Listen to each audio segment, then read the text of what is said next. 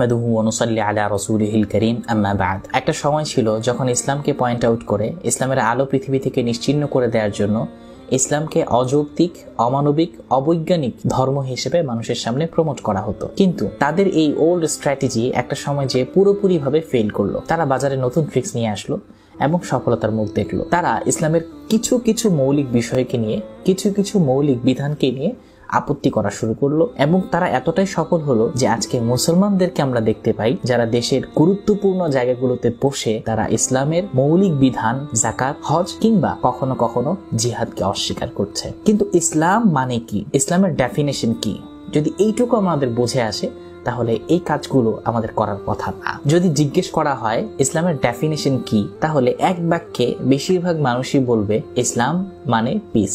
Islam is a peaceful religion, it is absolutely right, exactly. But ইসলামের অর্থ শান্তি নয়। ইসলাম শান্তির ধর্ম অবশ্যই, কিন্তু ইসলামের অর্থ শান্তি নয়।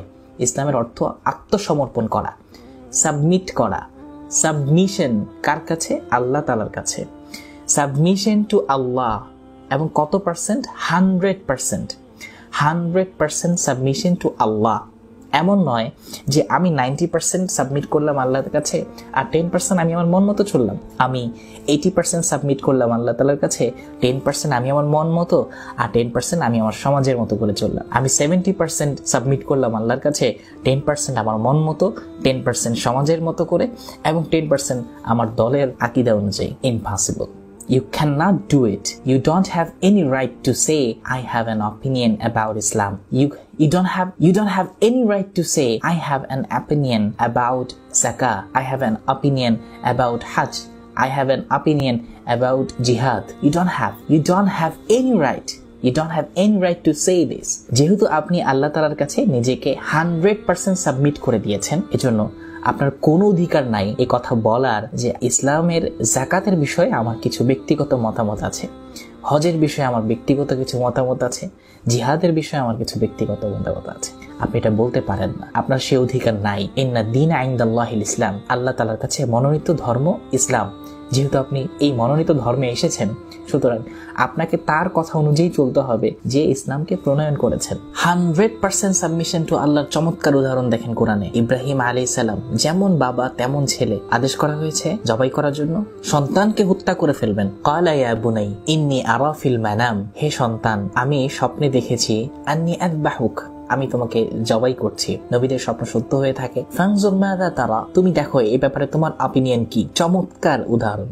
আমরা অনেক সময় জিজ্ঞেস করি ইসলামের এই ব্যাপারটা সম্পর্কে ভাই আপনার মতামত কি। ঠিক সেম প্রশ্নটাই কিন্তু ইব্রাহিম আলাইহিস সালাম করছেন তার সন্তানকে। ফানজুর মাযা তারা ক্বালা ইয়া আবাতি ফাআল মা তু'মার। দেখেন, আমরা হলে একটা অভিমত দিতাম, বলতাম যে সবই ঠিক আছে, কিন্তু এইটা আবার কি ধরনের বিধান? ঠিক আছে, ইসলাম সম্পর্কে সবই মানলাম, কিন্তু জবাই করে ফেলতে হবে, এইটা আবার কি ধরনের বিধান? কিন্তু দেখেন ইসমাঈল আলাইহিস সালাতু ওয়াস সালাম তিনি কিভাবে নিজেকে সাবমিট করেছেন আল্লাহ তাআলার কাছে। ইসমাঈল আলাইহিস সালামকে জিজ্ঞেস করছেন তোমার অপিনিয়ন কি এই ব্যাপারে। ইব্রাহিম আলাইহিস সালাতু ওয়াস সালাম এই কথা শুনে সন্তান বলছে ইফআল মা তু'মার, আপনাকে যেটা আদেশ করা হয়েছে আপনি সেটা করেন। I don't have any opinion about Islam. ইসলাম সম্পর্কে আমার কোনো ধরনের আপত্তি থাকতে পারে না, কোনো ধরনের অপিনিয়ন থাকতে পারে না, কোনো মতামত থাকতে পারে না। সব ভালো, ইসলামের এই জিনিসটা একটু সমস্যা, এই জিনিসটা নিয়ে আমার একটু প্রশ্ন। না, you don't have right this, you don't have right to say this, you don't have right to declare about anything. ফানজুর মাযা তারা ক্বালা ইয়া আবাতি ফাআল মা তু'মার। হে বাবা, আপনাকে যা আদেশ করা হয়েছে আপনি তা করেন।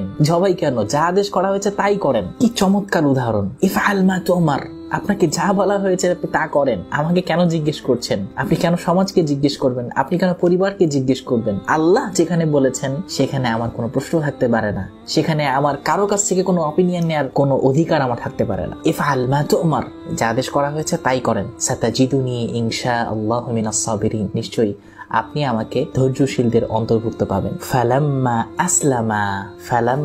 আসলামা। চমৎকার, কি চমৎকার উদাহরণ। আল্লাহ তাআলা বলছেন আসলামা, যখন তারা ইসলাম গ্রহণ করলো, যখন তারা সাবমিট করলো, আত্মসমর্পণ করলো, উভয়ে আসলামা, তারা দুজনে আত্মসমর্পণ করলো, সাবমিট করলো নিজেদেরকে 100%। কার কাছে? আল্লাহ তাআলার কাছে। আসলামা ওয়া তাল্লাহু লিল জাবিন। এরপর লম্বা ঘটনা, আল্লাহ তাআলা এর বিশাল প্রতিদান দিয়েছেন ইব্রাহিম আলাইহিস সালাতু ওয়াস সালামকে।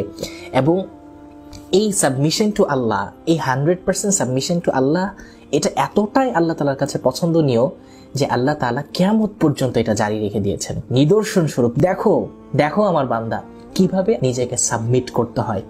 100% তোমাদের মতো 10% না, 20% না, 90% না, 100% করতে হবে। You don't have any right to say I have a problem with this. What's wrong with you, brother?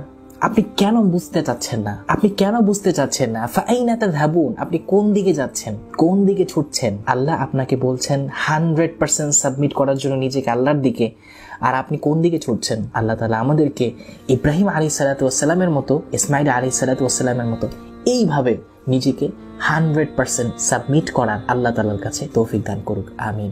আসসালামু আলাইকুম ওয়া রাহমাতুল্লাহি ওয়া বারাকাতুহু।